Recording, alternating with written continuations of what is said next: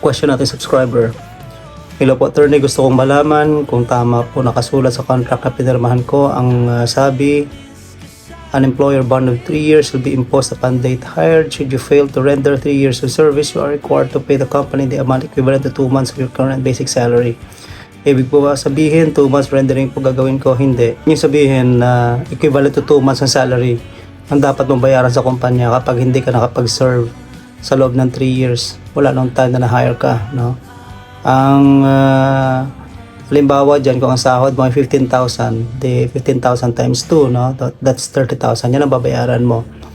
So, kailangan mula nung ma-hire ka, nasa company ka ng 3 years. Kasi banded period mo yung gano'n, no? Kapag hindi mo nagawa, magbabayad ka ng 30K. Yan ang ibig sabihin ng kontrata mo. Good luck.